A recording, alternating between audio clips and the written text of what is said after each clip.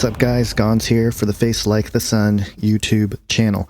This is another CERN watch, Nepal earthquake, Icarus, and Fermilab. Now everyone's been asking me if I think there's a connection with CERN and the earthquake that has taken thousands of lives in Nepal just yesterday. And the honest answer is I don't know, but there are some interesting things that I do want to point out and let you guys be the judge as to whether or not you think there's a connection. Now, I have to say that it is strange that since the Large Hadron Collider has turned back on with its beams back towards the beginning of April 2015, we've literally seen tons of strange things around the world, including weird weather pattern here in the States with huge tornadoes where there usually are none, to the volcanic eruption in Chile, and now the earthquake in Nepal. So again, I can't make any firm claims if there is a connection or not, but I do want to share some things that I have found, and I'll leave tons of links in the description section of this video. So if you guys want to dig further, and if there's things I missed and stuff like that, you guys can do your own research. So the first thing I want to bring up is that when we think about earthquakes that were destructive, the last one we can remember is from Japan, March 11th, 2011. Now, if we go back and look at CERN and what they were doing back at that time, it's pretty interesting. According to the CERN Courier, the April 2011 edition stated this: the LHC is back in action again after the technical stop that began on 6th December, with initial preparations for the 2011 run in full swing. On 19 February, the previous few weeks of careful preparation paid off, with circulating beams being rapidly reestablished. There then followed a program of beam measurements and recommissioning of the essential subsystems. The initial measurements show that the LHC is in good shape and magnetically little changed from last year. The first collisions of 2011 were produced on 2nd March, with stable beams and collisions for physics planned for later in the month. Now, this is interesting. This is 9 days prior to the Japanese earthquake that caused that tsunami and all that destruction.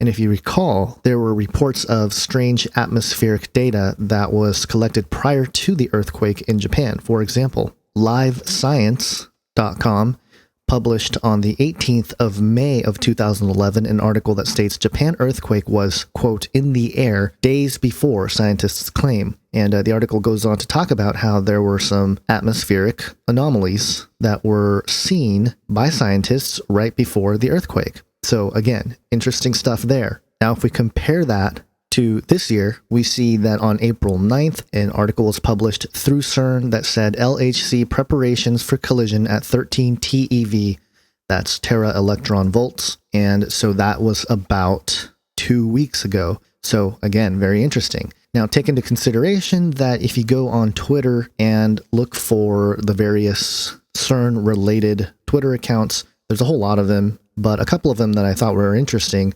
The last tweet from @CERNLive was from April 21st or 22nd, depending on where you are, but the tweet said, preparing to inject 2 nominal bunches. Now, I'm not going to pretend to know what that means, but it's strange that almost all CERN-related Twitter accounts, and there's other ones, including @CERN, and others that haven't tweeted or said anything since about the 21st, which was last week. And if they have said something, it has nothing to do with any kind of updates. It's sort of like, just media propaganda stuff, pro-CERN, what they're doing, etc. Well, if we continue on here, there's more interesting things to look at. If you look at the data throughput information, there's some interesting things to consider. Now, again, not going to try to understand what this all means, but there is a way to track the amount of data that's being collected and filed at CERN through the WLCG dashboard. And according to Google Alerts, the magnitude 7.8 earthquake that occurred on April 25th, 2015 was at 6:11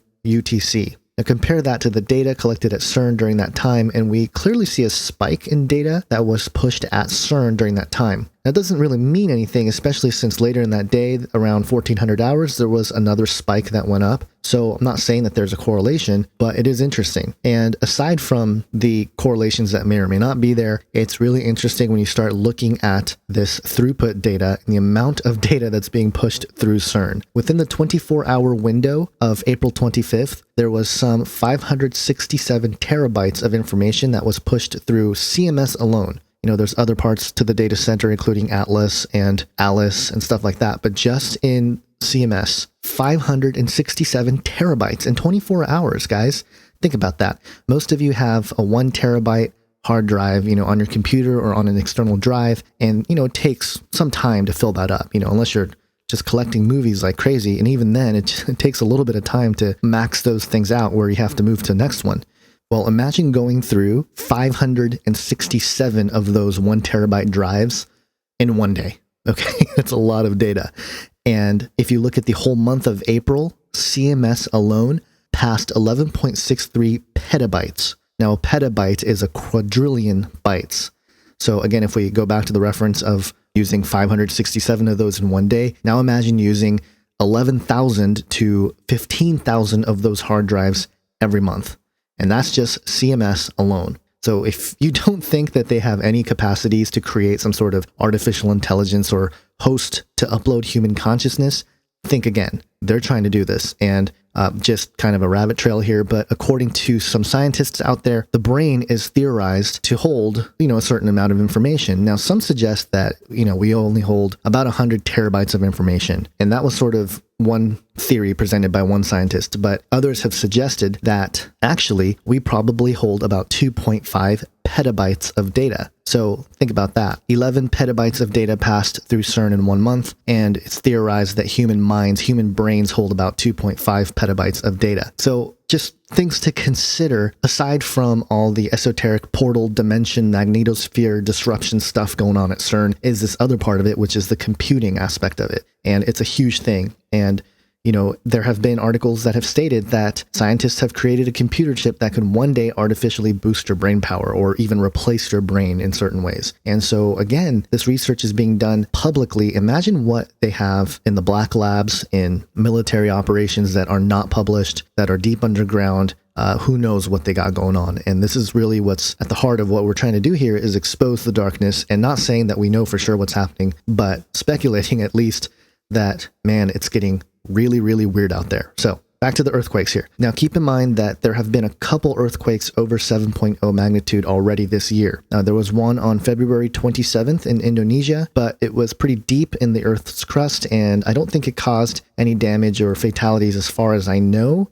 So that's one thing. And then there was a 7.5 earthquake in Papua New Guinea back on March 29th. And again, I don't think anyone was killed. I think there was a couple injuries.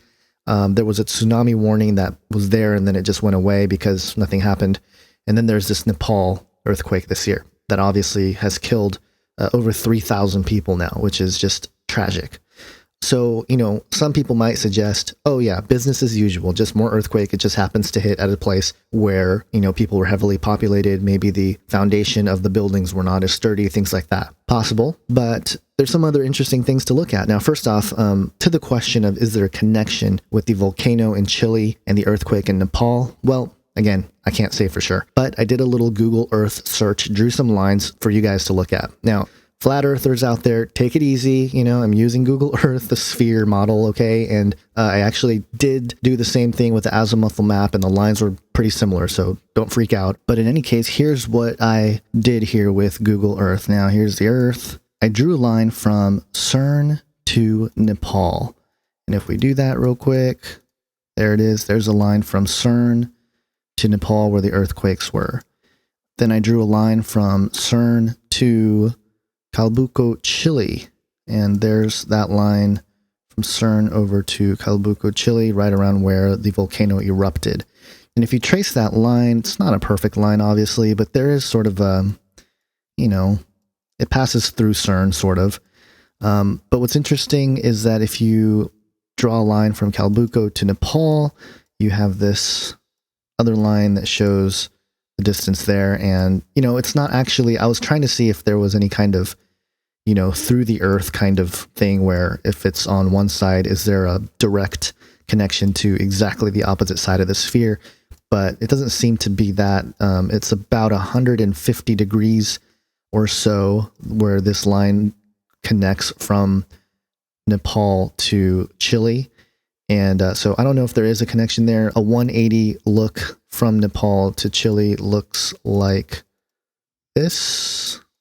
And again, these are just estimates here from Nepal to 180 degrees to the other side creates this off the coast of Chile. So pretty interesting. It could be pretty close to that exact opposite end, but no hard evidence there. But, I just wanted to take this opportunity to show you guys. And I've always thought this was weird. Now, think about this. We know that the Earth is mostly covered in water, but check this out. I mean, you go to the other side of the Earth here, and gosh, there is so much ocean on the Earth, guys. We have no idea what's going on our planet, let alone if it's a sphere or flat or whatever. Even putting that discussion aside, assuming that it's a sphere or close to something like this, I mean, we just have no idea what's going on. What's happening on this side? I mean, is there an underwater civilization that lives on the other side of the Earth that we share the planet with? I mean, who knows? I'm just speculating here. But getting back to all that other stuff, there's one more thing that I think needs to be brought up that may or may not have any connection to the earthquake in Nepal. We have an article here published on Yahoo: Google executive among hundreds dead from Nepal earthquake. And if you go through here, Dan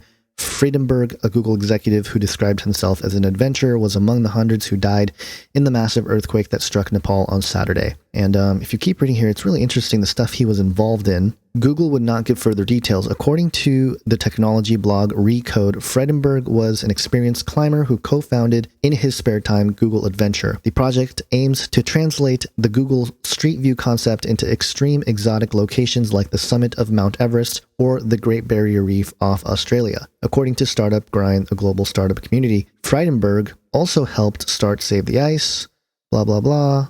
And then it says here, Friedenberg started at Google in 2007. He served as product manager and the head of privacy at Google X, the company's secretive arm best known for moonshot projects such as the self-driving car. Now, this is interesting that he was part of Google X, and I believe he was also part of the Loon project, which is that project where you send up balloons to bring Wi-Fi across the world or whatever. But it's interesting that he was the head of privacy at Google X, and if there was intention behind this avalanche earthquake where he suffered his death, it's pretty nefarious of whoever's running the world. I mean, obviously we know that they're not nice people and that they are basically the hands and feet of Satan. But this is scary in one sense because now that the head of privacy at Google X is dead, who are they going to replace it with? And, what kind of intentions will this guy have? So just some things to consider there. Pretty strange, pretty weird that another prominent figure dies in a tragedy. Just too many of these coincidences happening recently. So again, getting back to the question, is there a connection with all this stuff? I mean, my personal opinion is the biggest connection that could be made is that these are more birth pangs. And you go to Matthew 24, starting at verse 4, and I'm going to go ahead and read it for you and just comment on it, but it's really interesting. It says here, he sat on the Mount of Olives. This is Jesus. The disciples came to him privately, saying, "Tell us, when will these things be, and what will be the sign of your coming and the end of the age?" And Jesus answered them, "See that no one leads you astray." And other translations say, "See that no one deceives you. For many will come in my name, saying, I am the Christ, and they will lead many astray. And you will hear of wars and rumors of wars. See that you are not alarmed, for this must take place, but the end is not yet. For nation will rise against nation, and kingdom against kingdom, and there will be famines and earthquakes in various places. All of these are but the beginning of the birth pains." Now, there's some interesting things to point out here. Wars and rumors of wars, we've seen that pretty much since the turn of the century here. But Jesus tells us, don't be alarmed, for this must take place before the end. And then it says, for nation will rise against nation. Well, we've sort of seen that too. But what's interesting here, it says, and kingdom against kingdom. What does that mean? Could this kingdom against kingdom thing be in reference to the spiritual war, especially the battle that's talked about in Revelation 12 between Michael the archangel and the dragon, and ultimately the dragon gets thrown down to earth? Could that battle be going on right now? And it's just something to speculate on. But what kingdom are we talking about? Is this the kingdom of heaven going up against the kingdom of God? And then, of course, right after, and there will be famines and earthquakes in various places. Now, the one takeaway from this text, and a lot of Bible commentators will sit there and say, oh, see, look, natural disasters are going to raise up, it's going to happen, blah, blah, blah. I don't think that's really what's going on. I think the key takeaway here is that Jesus knew that in the end of the age, when his return is near, that mankind would be messing with creation. Now, part of that is the whole, as in the days of Noah, with the genetic stuff that we've been tracking as well. But I think with what we're seeing with CERN and all that stuff is actually the other end of it is creation itself. We've already talked about weather manipulation. I have a whole section on Age of Deceit 2, alchemy and the rise of the beast image that touches on geoengineering and just weather modification in general. You go outside, especially if you live in the States, you're going to see chemtrails everywhere, so there's weather manipulation going on in that way. But, when it comes to CERN, they're always looking to break the barrier of creation of the universe, right? They're trying to understand the universe. And as a result, I think Jesus understood here that kingdom versus kingdom, that there will be this spiritual battle that's going to start bleeding through, and that famines and earthquakes in various places will be caused because, look, number one, the point here with CERN is like, why are we spending billions and billions of dollars on projects to try to understand creation when there are people starving on this planet? Why don't we use that money to figure out how to take care of them first and then think about, understanding how creation works and all that stuff.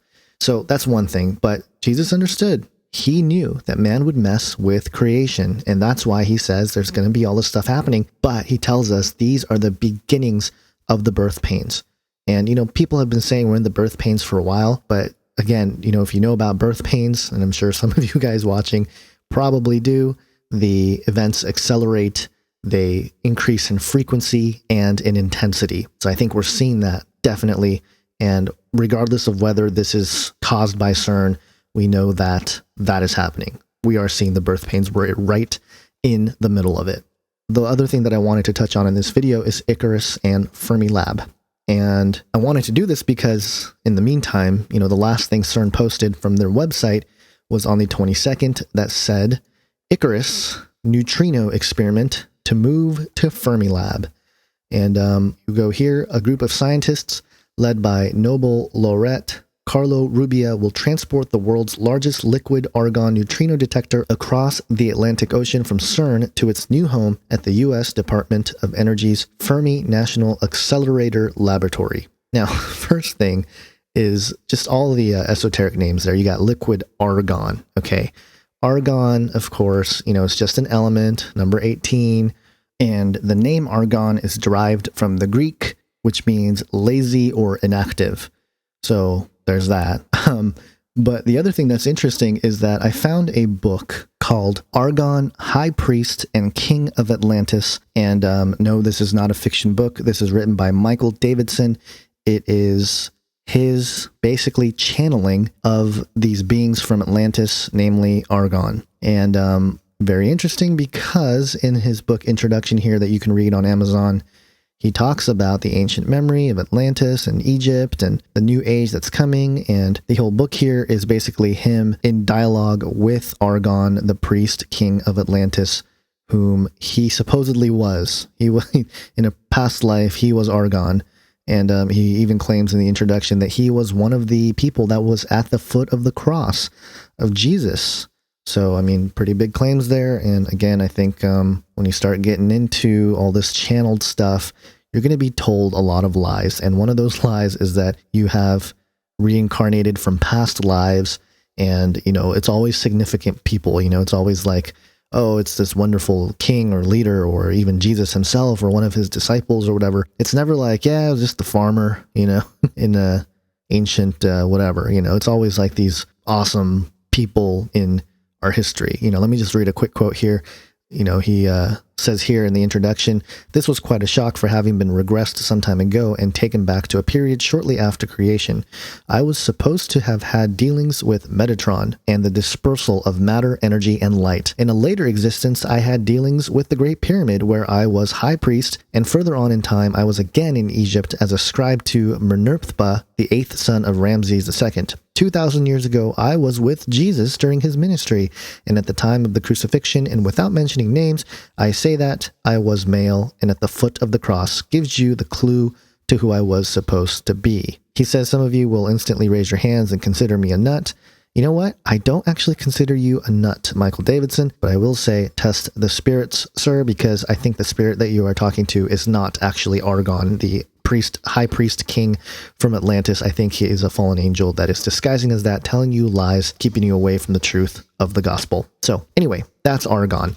Getting back on point with CERN and this Fermilab thing, if you go to the Fermilab website, it says here, Fermilab is America's particle physics and accelerator laboratory, and you got their mission: lead the world in neutrino science with particle accelerators, lead the nation in the development of particle colliders and their use for scientific discovery, advance particle physics through measurements of the cosmos. So this whole thing is in America, and again, you got if you go to the About page, there's all sorts of information. There's a quick facts PDF document that you can look at that goes through what Fermilab's about and what they have and all this stuff. And so the thing that's being sent from CERN to America here is Icarus. You guys have all heard of Icarus, okay? Icarus, son of Daedalus, who dared to fly too near the sun on wings of feathers and wax.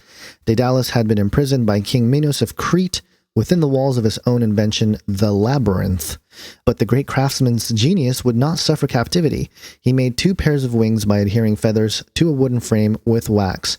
Giving 1 pair to his son, he cautioned him that flying too near the sun would cause the wax to melt. But Icarus became ecstatic with the ability to fly and forgot his father's warning. The feathers came loose and Icarus plunged to his death in the sea. And so, thank you, CERN, for sending the United States with Icarus, the demigod who flew too close to the sun and died. And then, of course, the Fermilab has the largest liquid argon neutrino detector.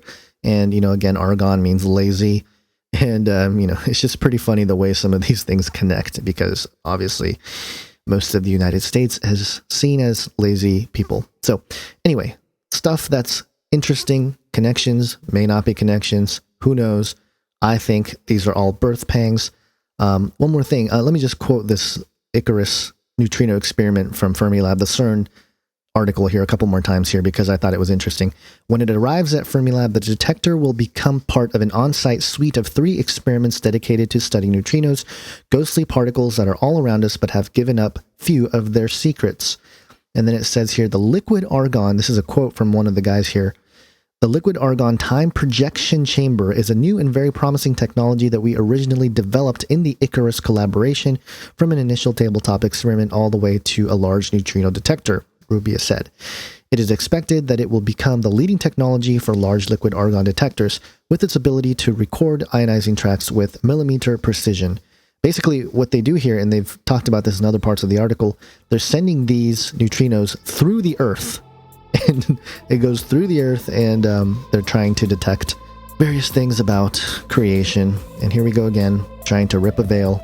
And ultimately the veil will come down, but guess what? It's going to be the Lord Jesus Christ that's going to actually tear it down right about the time he returns and he judges the world. So, hope you guys get something out of this. I'm going to leave, again, tons of links in the description section for you guys to peruse and do your own research, come to your own conclusions about some of this stuff. But I thought I'd share my short little research run and put it together for you. So, hope you guys have a great day. God bless.